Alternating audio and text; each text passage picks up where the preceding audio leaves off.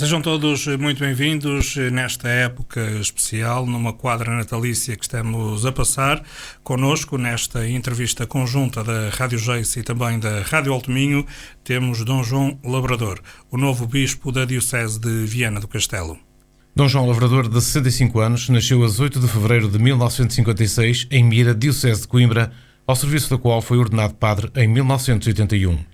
O Papa Emérito Bento XVI nomeou o Bispo Auxiliar do Porto a 7 de maio de 2008 e a 29 de junho do mesmo ano recebeu a ordenação episcopal em Coimbra.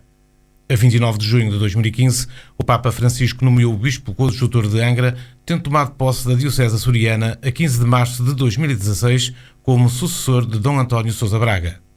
Na Conferência Episcopal Portuguesa, é Presidente da Comissão Episcopal da Cultura, Bens Culturais e Comunicações Sociais desde 2017.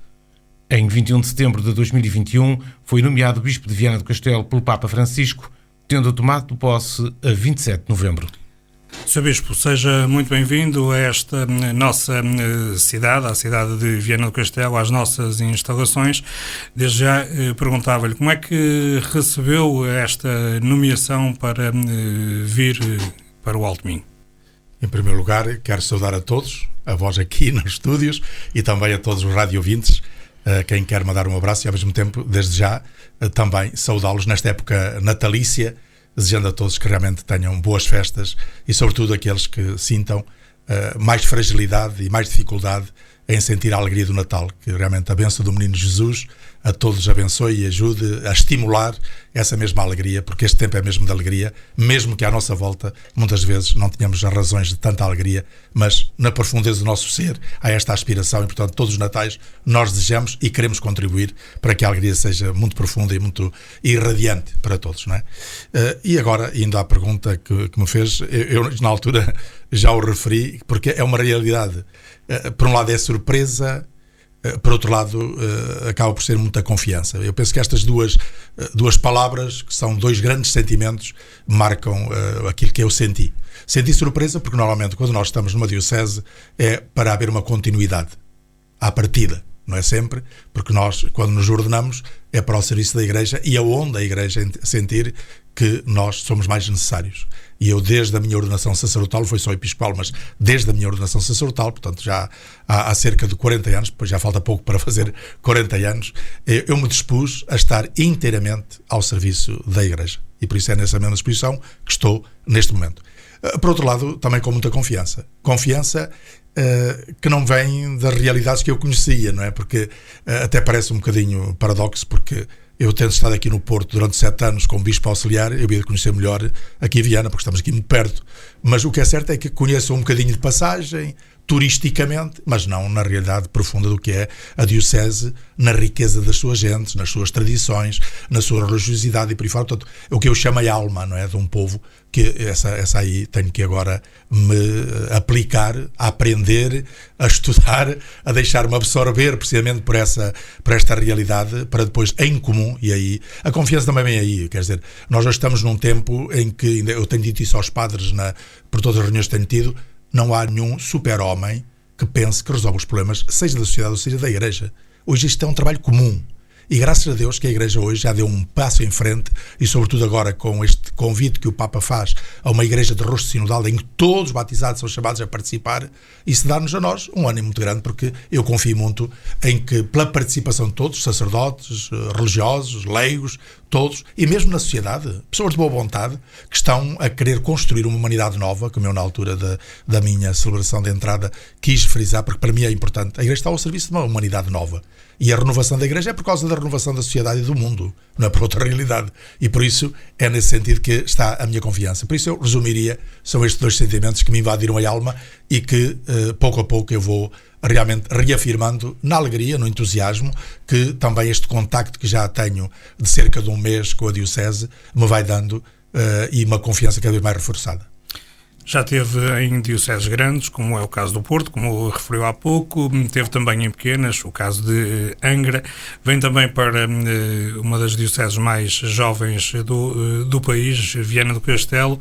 Que diferenças é que encontrou, nomeadamente de Angra, para Viana, sendo que ainda não teve muito tempo para ter essa perspectiva, não é? Sim, há diferenças sempre bastante grandes, mas há diferenças do Porto, há diferenças de Coimbra, não é? Portanto, de diocese a diocese, de região a região, nós temos algo de comum, que somos portugueses, não é? E o facto de sermos portugueses, temos aqui algo de comum, porque a identidade nacional não é só dizer que temos o mesmo território. Realmente, nós temos uma identidade muito forte. O facto de sermos a nação, o Estado mais antigo da Europa, quase os mais antigos da Europa, isto quer dizer que nós desde cedo fomos forjando uma identidade comum a nós. E, portanto, isso identifica-nos. O facto de, mesmo nas nossas regiões autónomas que temos hoje, eu estive nos Açores, foi uma região autónoma que prima realmente por querer cada vez aperfeiçoar mais a sua autonomia, mas não deixam de ser também portugueses, portanto também há aqui uma característica comum. Agora, também há muitas diferenças regionais.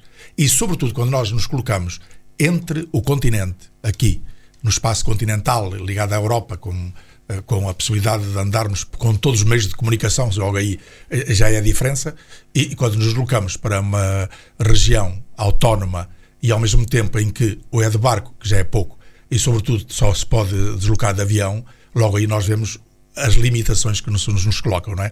E, portanto, nesse sentido. Por outro lado, cada região tem as suas riquezas e não é fácil compará-las. Eu deparei-me no Porto, naturalmente, foi uma aprendizagem. Eu estava aí a aprender a ser bispo, de alguma maneira, 7 anos, e tive a graça realmente de ter uma diocese grande, que me ajudou muito, com colegas comigo no episcopado, sacerdotes, leigos, diáconos, né, e também já no Porto, que me ajudaram muito a forjar também a minha forma de ser bispo, e depois realmente fui para os Açores. A mesma realidade que me levou aos Açores é a mesma realidade que me traz aqui. Eu não quero copiar. Há um enriquecimento pessoal. Eu não sei se me faço exprimir bem. Quer dizer, há um enriquecimento pessoal. Agora, em termos depois, eu não venho aqui para despejar o que aprendi nos Açores, nem para trazer para aqui aquilo que eu porventura vi, que nos Açores até é uma realidade cultural interessante e por aí fora. Não, é que são realidades diferentes. Agora, trago uma riqueza, isso não há dúvida. Enriqueci-me o facto de estar numa região autónoma, que tem a sua cultura muito própria, que tem também as suas tradições religiosas e mesmo tradições culturais próprias, que tem uma riqueza que foi acumulando ao longo dos tempos e que faz parte de um património próprio dos Açores, que realmente qualquer pessoa que vá gosta realmente de saborear. Agora, eu gostaria de aprender aqui com o Minho, que eu sei que tem também uma riqueza invulgar, que tem tradições também próprias, que tem também forma religiosa de exprimir a sua fé, e é com essas que eu agora também quero aprender. Portanto, por um lado eu digo, há diferenças, sem dúvida, e podemos aqui enumerar várias, não é? Sobretudo aquelas que eu conheci nos Açores em relação aqui ao continente. Há marcas religiosas muito fortes. Eu vou citar, por exemplo, a marca do Espírito Santo, não é? Que marca muito a religiosidade dos Açores. Particularmente na Ilha de São Miguel, a marca dos Romeiros, que é a própria deles, muito tipo penitencial. Portanto, e quem diz isso depois, portanto, todo este sentido também de querer muito valorizar o sentido da ilha, portanto, às vezes em contraste muito com outras. Portanto, isto só quer dizer que nós aqui temos, para mais, uma continuidade territorial e, portanto, as tradições de um sítio para o outro, de um concelho para o outro ou de um arciprestado para o outro, certamente são muito mais fáceis de transportar e de levar. Agora, naturalmente, há realidades que são diferentes e que eu gostaria de aprender e não gosto de as impor, pelo contrário. Eu quero, em conjunto, e ainda hoje eu dizia numa reunião do arciprestado, que é em conjunto que nós temos que encontrar as soluções, é em conjunto que nós temos que ler as realidades que nos colocam, e em conjunto nós iremos decidir, discernir e encontrar as melhores soluções para o tempo de hoje, não é? Quando soube da nomeação, aceitou de imediato, e qual foi a primeira curiosidade em relação a Viana do Castelo? Olha, isso faz parte da minha, já há bocadinho disse, isso faz parte da minha própria forma de estar.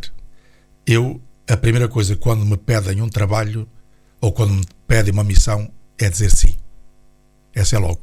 Depois fico a seguir a pôr as questões. Coloco as questões àqueles que me interpelam. Já no tempo em que eu estava como padre em Coimbra, e à medida que me iam dando tarefas e me iam pedindo para tarefas, eu dizia ao Sr. Bispo da altura: olha, penso que não tenho as qualidades para isso, nem tenho as capacidades, mas o problema é seu. Portanto, é sempre. Agora, disse sempre o mesmo para quem me convidou para as diversas tarefas, fosse no Porto, fosse agora em Angra, nos Açores, fosse agora para Viana. eu, depois de dizer sim, então coloco e digo assim, olha, mas está nas vossas mãos, porque eu sinto que a tarefa é um bocadinho grande em relação às capacidades que porventura possa ter ou não ter. Portanto, olha, mas confio naquilo que, se me convidam, é porque notam em mim que eu possa executar essa obra. E por isso a minha primeira palavra é sempre sim. Claro que eu depois fico sempre a pensar nesta questão, porque há sempre este sentido mais cómodo de querer continuar onde se está, não é? Porque já se conhece e pode-se continuar e fazer. Há sempre aquele sentido de aventura. Mas, por outro lado, também reconheço, e é aí que, às vezes, a nossa vontade também é um impulso muito grande, não é? E naturalmente, para quem é crente, a própria fé. A fé é um impulso forte e a fé é desinstalação. Nós temos que ir sempre lá às origens da nossa condição de crentes, não é? A nossa condição de crentes judaico-cristã começa naquela desinstalação de Abraão. Parte, sai da tua terra, corta. É curioso, há ali um corte, não é? E aventura-te.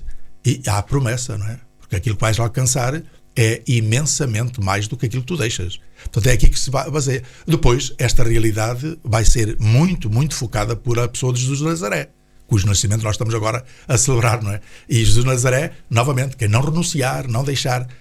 Esta renúncia, neste não deixar, é no fundo ressituar a sua própria pessoa na realidade onde ela deve ser ressituada. Portanto, e por isso há um sentido. Se somos chamados ao amor, à entrega, essa entrega é sempre uma desinstalação permanente. Isso é para todos. Isso é para todos. Quem não se situar ou quem não experimentar esta desinstalação não está numa entrega total a si próprio. Está preso. E isso pode-se dizer para o crente ou pode-se dizer para uma pessoa que esteja na sociedade e que é chamada a servir a sociedade. E nós não temos outra realidade senão estarmos todos ao serviço uns dos outros. E, portanto, esta é realmente o grande convite que nos é dirigido. E, por isso, na minha própria pessoa, eu senti sempre que devia estar disponível para os desafios que me eram lançados. E vir para a Diocese de Viana do Castelo era realmente um desafio, como foram outros, este também é um desafio. Um desafio encarado, há bocado definiram a Diocese como jovem, é verdade. Essa é a primeira característica que eu senti. Eu vou para uma Diocese jovem. Eu disse na mensagem que escrevi à Diocese logo quando fui nomeado para cá, dizendo, eu sei que vou para uma Diocese jovem. Uma Diocese tão jovem que eu conheci e primei com os 4 bispos meus antecessores. Portanto, e que eu me habituei a admirar. Desde o Dom Júlio, não é? Portanto, que é quase o meu conterrâneo, é curioso, em que eu, de alguma maneira, estive presente e fui, uma parte do funeral fui eu que fui presidir, até à terra natal dele, no Bunheiro, não é? E mal eu sabia que depois havia de ser ele. Se calhar foi ele também que fez alguma influência para eu estar aqui, né? Agora deixar passar esta graça. Mas depois conheci o Dom Armindo, muito bem. O Dom Júlio e o Dom Armindo ainda os conheci no Porto, já eles estavam resignatários e eu já era bispo auxiliar no Porto e fui cumprimentá-los, estar com eles, saudá-los e falar com eles, ainda muito lúcidos, apesar da sua idade, e o Dom Armindo até da sua doença, porque estava muito debilitado na parte motora, mas muito lúcido na sua cabeça. Eu conheci muito bem o Dom José Pedreira, não é?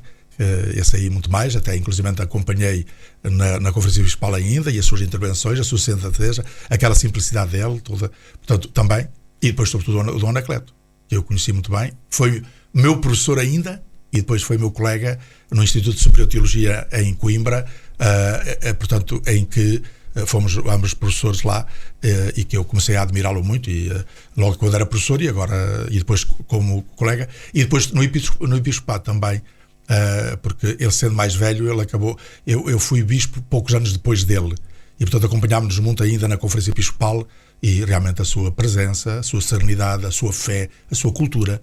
Naturalmente ele era um perito na parte bíblica e, portanto, eu fui habituado realmente a ver, e lamento realmente esta trágica situação de ele ter falecido ainda tão prematuramente, de alguma maneira, e numa situação tão trágica, não é? Portanto, isso só para dizer, uma diocese jovem, o que realmente encanta, não é? A gente, quando vê uma diocese jovem, é uma diocese que tem imensas capacidades para progredir. Depois, é uma diocese que eu tenho de antemão como visão de pessoas que estão muito empenhadas e participativas. Eu penso que vou encontrar. Isto é um sonho que eu tenho, e pouco a pouco, agora com as reuniões que já tenho tido, me dão também esse sentido. Pessoas que estão realmente empenhadas. Sendo jovem e empenhadas, estar atentas a uma realidade que é a renovação que se impõe. Eu, nestes dias e neste tempo que tenho estado em reuniões com os arcebispados, à medida que eu vou observando, claro, temos uma diminuição de padres, é uma característica. Estamos numa cultura envolvente, muito desacralizada e muito laicizada. Temos hoje uma participação na vida comunitária que não é só fruto da pandemia, quer dizer, é também desta laicização muito mais reduzida. Portanto, há aqui um conjunto de indicadores a dizer-nos qualquer coisa mudou. E é preciso estarmos atentos a isto. E eu gostaria de contar com todos os leigos, com todos os sacerdotes, com todos os religiosos da Diocese, para fazermos esta leitura, para fazermos este discernimento e para vermos para onde é que temos que caminhar. A igreja, eu deixo sempre assim, a igreja daqui, eu ponho os 10 anos, porque eu daqui a 10 anos terei 75 anos, não é? Já está já a adivinhar que estou no final da minha presença como a servir a Diocese. Mas dizer assim, daqui a 10 anos o que vai ser esta igreja? Será totalmente diferente. Totalmente diferente. E ela será o que nós começarmos a fazer agora. Ou continuarmos a fazer agora. Portanto, e é isso que nos é exigido. Eu estou muito entusiasmado nesse sentido porque tenho visto muita receptividade e muita capacidade para nós podermos trabalhar e renovar esta igreja, que é ao mesmo tempo também um contributo muito grande para renovarmos a nossa sociedade. A igreja está ao serviço da sociedade. Sr. Bispo, vamos agora passar a temas mais abrangentes, se bem que vamos tentar aqui fazer uma ligação com a igreja local de Viana do Castelo. O Sr. Bispo aponta a evangelização e o diálogo ecuménico como atitudes muito importantes para a igreja. Como é que se transporta isso para a comunidade local e a Diocese aqui de Viana do Castelo? Esta é uma exigência da própria Igreja Universal. Eu afirmei no primeiro encontro que tive com os jornalistas, eu foquei 3 palavras, que são ao mesmo tempo 3 grandes atitudes, que o Papa Francisco nos está a convidar neste momento da Igreja, mas que no fundo, é trazer para o presente aquilo que há 50 anos, há 60 anos, que nós chamamos o Concílio Vaticano II, não é? O que ele se propôs para a Igreja, a renovação da Igreja. A primeira palavra é escutar. Nós precisamos de escutar. Escutar os que estão dentro da Igreja e escutar os que estão fora. Porque os que estão fora, uns afastaram-se porque naturalmente não lhe deram voz. Não é? E é preciso dar voz e dar vez. Portanto, isso não haja dúvida. Outros, porventura, estão não incidindo totalmente com os princípios da Igreja, mas estão perfeitamente interessados em renovar esta sociedade onde estamos. E aí precisam também que nós lhe demos a mão. Portanto, escutar é uma atitude fundamental para a Igreja. E, sobretudo, escutar, isso aí é evangélico, escutar o clamor dos marginalizados. Porque, infelizmente, nós estamos numa sociedade que marginaliza. E Deus queira que a Igreja também não seja encarada como também a marginalizar. Vejam que o Papa tem chamado a atenção para isto. O Papa tem ido às periferias, o que ele chama de periferias, para quê? Para ver se consegue trazer essa gente, porque isto é evangélico, trazer essa gente. Não é para que eles mantenham a mesma coisa. Às vezes há uma coisa, trazer isso e ficar tudo na mesma. Não. É no sentido de renovação, também aí. É para que as pessoas tenham a sua dignidade. E a Igreja convida a vir, a integrarem-se, para também participarem, mas também com o sentido de renovação coletiva. Todos nós nos temos que renovar, todos nós nos temos que converter. Esta palavra que parece ser muito arcaica, mas continua a ser muito importante. Todos precisamos ter uma conversão, de mudança, não é? Ora bem, portanto, esta é a primeira atitude, ouvir, escutar. E por isso a minha primeira posição era esta, era escutar. Não é? Vejam que isto já vem de João 23. João 23 escandalizou na altura, quando convocou o concílio, porque pôs, além de dizer Igreja, quem tu és, Igreja, o que é que tens de dizer a este mundo, pôs a outra pergunta. O que é que o mundo tem de dizer à Igreja? E quando ele coloca esta pergunta, o que é que o mundo tem de dizer à Igreja, que escandalizou naquela época, e se calhar ainda escandaliza hoje, foi dizer assim, a Igreja tem que escutar o mundo. Porque o Espírito de Deus também está no mundo. Está aí em tanta gente de boa vontade que está a trabalhar e que está a querer edificar uma sociedade nova, não é? Depois, a segunda, que está aqui muito ligada, é o diálogo. É curioso que, portanto, a vida pastoral, quer dizer, esta ação da Igreja no meio hoje do mundo onde estamos, não se faz senão em diálogo, que brota desta primeira atitude, não é? Se eu escuto, eu estou a escutar para dialogar. E dialogar o quê? Não é para sermos todos iguais, é para que cada um respeite o outro, né? E, ao mesmo tempo, seja capaz de dar as suas convicções ao outro, né? E é nesse encontro entre respeito e convicção que nós vamos criando um futuro em verdade. Esta palavra está muito fora de moda, não é? Cada um hoje fica na sua opinião, mas as opiniões podem ser às vezes muito pouco simpáticas, não é? Para a vida, para o progresso da humanidade, porque a opinião pode ser uma opinião que esteja errónea, não é? E tem que ser respeitada, não há dúvida, isso tem que ser respeitada, mas muito mais, quer dizer, o respeito e a convicção, o diálogo respeitoso e convicto, parte a parte, leva-nos para uma busca de verdade e para que a sociedade, então, nessa verdade, possa dignificar mais o ser humano e possa ter uma projeção para um bem comum mais sólido, que é isso que nós queremos, não é? Vai privilegiar isso na sua ação? Eu espero que sim, não é? Apesar das minhas fragilidades, isto às vezes é muito fácil da gente falar e depois nas atitudes às vezes é um pouquinho mais difícil. Mas vamos lá ver se eu me contenho e sou capaz de levar isto. Já não é mau a gente ter isto na cabeça, não é? Porque quando as ideias estão claras, depois é uma questão de deixar permear e transformar. Mas eu quero seguir nesse sentido, sempre. Procurei fazer isso. Depois, o terceiro o Papa também nos diz, é discernimento. Dentro de um mundo complexo, não é? Em que aparecem tantas ambiguidades, não é? Em que se entrecruzam verdade e falsas verdades, não é? Eu não estou aqui a fazer a apologia do polígrafo, não é? Mas, no fundo, estas realidades exigem muito discernimento. Muita avaliação. E a Igreja aí tem que ser muito sensata na maneira de discernir. Discernir, que é com as ciências humanas, naturalmente ela precisa aprofundar as ciências humanas, mas sobretudo ela precisa de escutar o que o Espírito de Deus diz à Igreja hoje. E portanto, nesse clima de interioridade, de reflexão, neste clima que nós chamamos de oração, não é? A partir da própria profundidade do Evangelho, o Evangelho é uma tónica que nos tem de dar, é uma pauta de leitura para a realidade, não é? E nós temos que colocar-nos aí para depois então fazer o verdadeiro discernimento. O Papa Francisco, como bom jesuíta, não é? Ele aposta muito no discernimento. E o discernimento é dizer o que é para hoje, o que é importante para este tempo, o que é que o Espírito está a dizer este tempo. É pegarmos em tudo, e também na tradição, em tudo o que é o nosso passado. Nós somos herdeiros de um passado e muito rico, mas não é reproduzir tudo. Estabelecer prioridades. É estabelecer prioridades, não é? É tudo isso. Portanto, eu penso que são estas 3 palavras, são 3 grandes atitudes que, no fundo, eu gostaria de transmitir e de convocar toda a Diocese para esta realidade, não é? Eu aqui ainda punha mais, que nestes dias tenho meditado nela, porque é que o Papa, agora há dias, chamava muita atenção para o chamado acompanhamento, pastoral do acompanhamento. É engraçado, isto também é típico jesuíta, não é? Que é nós, para podermos fazer um trabalho meritório, um trabalho que vá à resposta humana e que seja em profundidade, nós temos que nos colocar ao lado do outro e caminhar com o outro, a partir da realidade onde ele se encontra, não é? Porque nós às vezes começamos logo pelas grandes linhas de ação, pelos grandes princípios, pelos grandes objetivos que nós pretendemos. E são válidos, são importantes. E todo o agente da vida da Igreja, todo o agente que está a querer evangelizar, ele tem que saber bem para onde é que quer caminhar. É os tais objetivos. Agora, ele também tem que ter uma consciência muito real que aquela pessoa que está ao seu lado tem uma vida diferente. E ele tem que se aproximar dessa vida. Esse acompanhamento é o crescimento. É o crescimento. E depois carecem os dois. É engraçado. O educador, os pais fazem isto com os filhos, não é? Desde a criança. Ai do pai que começa logo a pôr no filho, com 3 ou 4 anos, a forma de vida de 40 anos, não é? Não pode. Ele sabe que ele vai chegar aos 40 anos, não é? E que vai chegar a ser maduro e adulto. Mas tem etapas. E tem que crescer com ele. Na vida cristã também tem que ser assim. Este acompanhamento, eu penso que temos a aprender muito. E este Papa, graças a Deus, está-nos a ajudar muito, com gestos, com atitudes, nesta maneira simples dele nos dizer, porque está a ser muito pedagogo. Está a ser muito pedagogo. É quase um pai a ensinar-nos como é que a gente há de atuar, não é? Sr. Bispo, ainda há pouco falou nisso, no caso da pergunta que eu vou colocar agora sobre os marginalizados, tem enfatizado muito isso também nas alocuções públicas que tem feito, sobre a dignidade da pessoa humana e sobre os favorecidos marginalizados.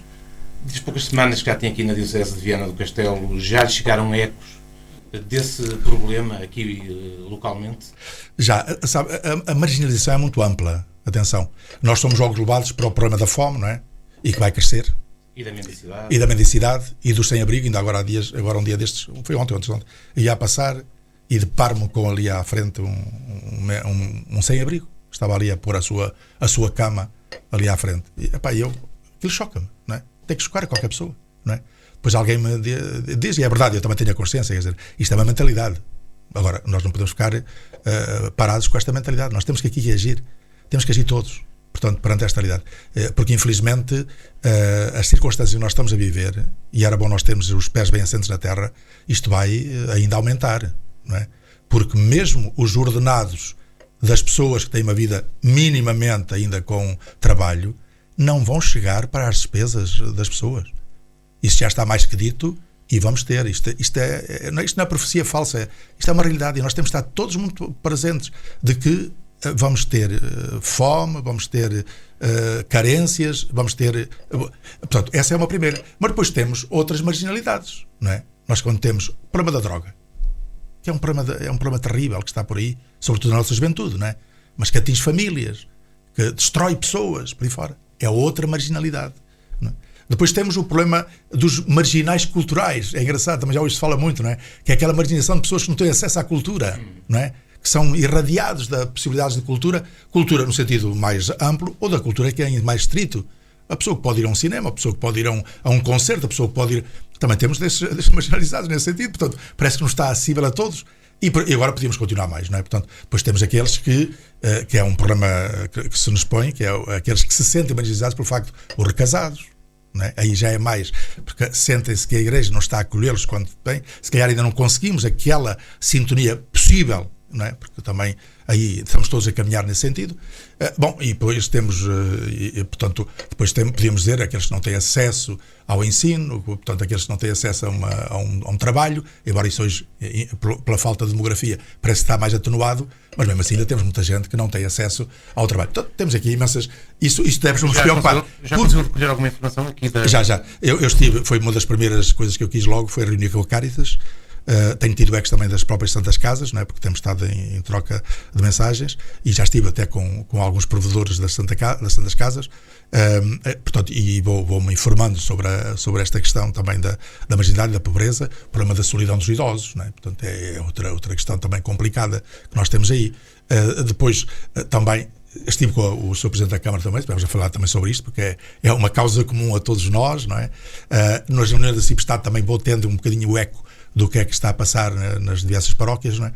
E claro, depois terei a ocasião, certamente, à medida que vou estando nas paróquias, também ter mais conhecimento disso. Mas eu procurei, sobretudo sobre a Caritas e outras instituições deste género, procurei inteirar-me e incentivar para ver se caminhamos para ter as respostas possíveis, não é? Porque as carências são muitas, depois as respostas não são tão fáceis e não temos a capacidade de resposta total, não é?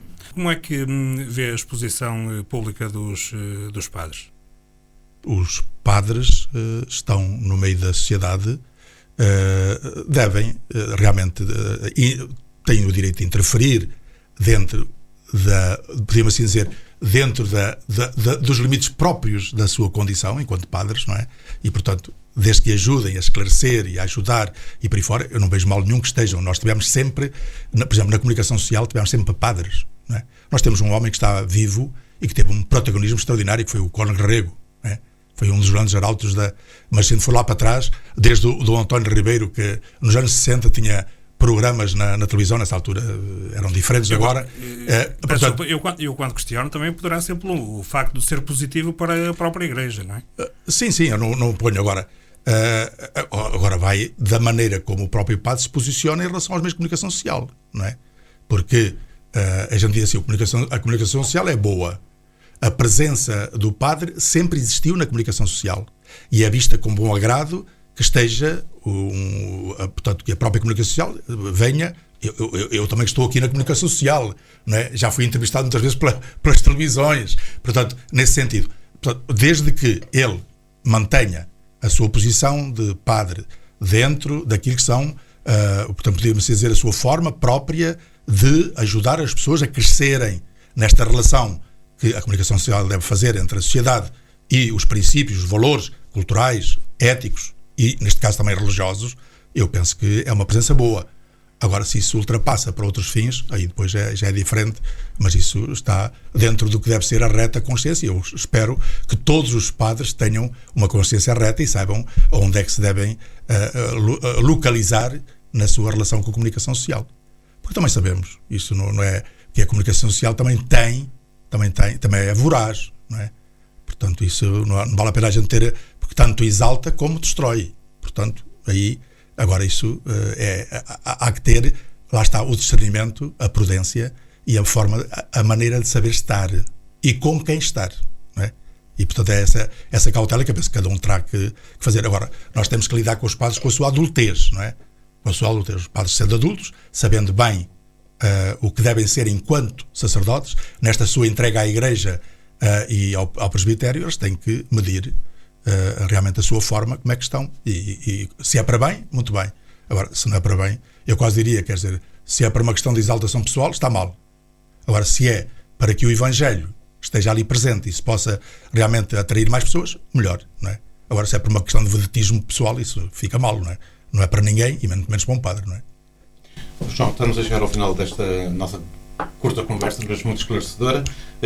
Peço-lhe no final, e porque estamos numa quadra de Natal, uma mensagem aos fiéis da Diocese de Viana do Castelo. Sucinta. Olha, eu este ano eu vou retomar, porque até é uma maneira de pegar na minha mensagem de Natal, e eu fui buscar também 3 grandes interpelações e desafios. O primeiro, e fui buscá-lo precisamente à mensagem do anjo aos pastores, quando lhe veio anunciar que tinha nascido o menino Jesus, não é? E eu penso que ela é muito atual, é do Evangelho e portanto é sempre atual. E é curioso, a primeira mensagem é: não tenhais medo. Não é? E eu peguei nisto porquê? Porque nós, infelizmente, estamos cheios de medo. Não é? Nós estamos numa sociedade, estamos agora com medos gerados pela pandemia, não é? Temos muitos medos. A máscara criou-nos muitos medos. Depois medos do tal vírus que está aí, não é? Temos de ter responsabilidade. Naturalmente temos que zelar para que não haja contágios, tudo bem. Agora, não é com medo, é com responsabilidade, não é? Mas gerou-se medos, pronto, temos aí uma sociedade de medos. Mas já há medos que vinham atrás. Reparem, nós aqui há uns anos atrás tínhamos muito medo do futuro. Medos do futuro. O problema ecológico foi precisamente pelo medo do futuro. Porque normalmente quando a pessoa tem medo do futuro, agarra-se ao presente e tenta devorar o presente. E vejam que aqui há umas décadas atrás, houve uma avidez de tal maneira que destruía-se o universo, destruía-se a criação em proveito próprio, não é? Nas grandes ganâncias que estavam. Graças a Deus isto alterou-se. Hoje já há uma consciência ecológica e de conservação da natureza muito diferente, não é? E portanto ainda bem. Mas portanto não tenhas medo. Medo no futuro, quer dizer, por exemplo, todo o medo que se projeta, não saber o que é que vai acontecer de futuro. Porquê? A falta de esperança. Portanto, esta era a primeira questão. Eu penso que é uma mensagem extraordinária. O tempo de Natal é um tempo, não tenhas medo. É curioso que São João Paulo II, certamente há muita gente que ainda se lembra, que quando vem, no início do seu pontificado, quando ele foi anunciado, a primeira palavra que ele diz: não tenhais medo. Ele quer aquela força para o mundo inteiro. Não tenhais medo. É? E porquê? Porque ele estava consciente que esta sociedade e esta cultura chamada pós-moderna, não é? Gerou medo nas pessoas. A falta de abertura ao futuro está ao mesmo tempo ligada à questão de ausência de Deus nas nossas relações e na nossa vida. Gerou medo. As pessoas têm medo. Medo de si próprias, medo dos outros, medo do futuro, medo, tantos medos, não é? Não tenhas medo. Esta é a primeira. Depois, a segunda, que está ligada a este não tenhas medo, é que os anjos dizem: eu trago-vos uma grande alegria. Ora bem, nós estamos numa sociedade que precisa de alegria. Eu comecei a minha homilia da entrada na Diocese por convidar a alegria. Porque a alegria faz parte da felicidade, faz parte da harmonia, faz parte do bem-estar e da dignidade das pessoas, faz parte de uma sociedade que está bem. E nós precisamos estar bem uns com os outros. Claro que vamos ter aqui daqui a pouco tempo o Dia Mundial da Paz, não é? No primeiro dia do ano, que também nos vai alertar para isto, para uma sociedade que tem que estar bem uns com os outros. E para estar bem, ela é convidada à alegria, e a alegria tem que ser para todos. E daí vem a outra, porque o anjo também diz aos pastores: eu trago uma alegria que é para todo o povo, não é só para alguns. E eu aí penso que é bom a gente retomar aquele texto do Papa Francisco, quando a encíclica dele sobre Fratelli Tutti, todos somos irmãos, em que ele aparentemente está a focar-se na economia mundial, não é? Mas é mais do que isso, é nas relações sociais. Até que ponto é que nós somos irmãos? Porque só a partir da consciência e da profundidade de sermos irmãos é que nós então teremos uma forma de estar uns com os outros em partilha, em sentido de justiça, em sentido de fraternidade e no sentido de equidade. E no sentido de podermos fazer uma justiça que não é pura e simplesmente uma justiça pura e simplesmente a dar a cada um o que cada um reivindica. É mais do que isso. É o que falta a cada um. E aí é curioso que numa verdadeira fraternidade, uma verdadeira civilização de irmãos, como o Papa diz, então eu retomaria uma palavra do Papa Emérito o Bento XVI, em que ele tem, numa das suas encíclicas, a caridade na verdade, em que ele diz que é necessário termos um grau de gratuidade. E nós estamos a precisar disso. Olha, precisávamos de um grau de gratuidade agora para ter vacinas para todos os países. Não é? Gratuidade. Oferecer. Porquê? Porque nós temos países, temos povos, temos situações em que só com gratuidade, com dádiva gratuita, é que os podemos promover. Não podemos estar à espera que eles gratifiquem ou que eles paguem, porque eles não têm possibilidades. Portanto, é curioso esta expressão. Portanto, tudo isto, no fundo, ao dizer alegria que é para todo o povo, é pôr as condições verdadeiramente para que a alegria não seja só para um, não é? Não seja só para meia dúzia, não seja só para uns privilegiados, mas que seja para todo o povo. Portanto, isto voltámos outra vez à conversa de há bocadinho, que era, enquanto tivermos franjas da nossa sociedade que não tenham os modos de viver dignos e em que o bem comum não seja salvaguardado, realmente a alegria está ameaçada. E, portanto, este tempo de Natal é um tempo realmente de alegria. Por isso, eu deixo estas 6 palavras. Não ter medo, portanto, caminhemos na esperança, verdadeiramente vivamos a alegria que este tempo nos traz, concretizada em gestos concretos, concretizada em gestos, para todo o povo e que seja para todos mesmo. Portanto, um santo e feliz Natal, dentro destes princípios, estes desafios que são para mim também, e que certamente são para todos nós. Exato. Gostaríamos só para terminar saber como é que vai passar o dia de Natal. Olha, eu vou reparti-lo, não é? Eu espero estar na distribuição de alimentos, porque este ano tem que ser só a distribuição, com portanto, a Pastoral Social, que vai distribuir com os sem-abrigo e outros pobres. Depois irei estar com uma comunidade religiosa também, portanto, também é outro polo importante também para estar com elas. Depois estarei na comunidade cristã, portanto, nas celebrações, e depois também quero ver se estou um bocadinho ainda no dia de Natal, ao fim da tarde, com a família, porque também é um dia de família. Portanto, vou aproveitar estas várias facetas para poder estar com todos. Dom João Labrador, muito obrigado pela disponibilidade. Desejamos sucesso enquanto Bispo da Diocese de Viana do Castelo e, obviamente, boas festas. E boas festas também para vós, para todos os radio-ouvintes, e também conto convosco. Muito obrigado. Muito obrigado.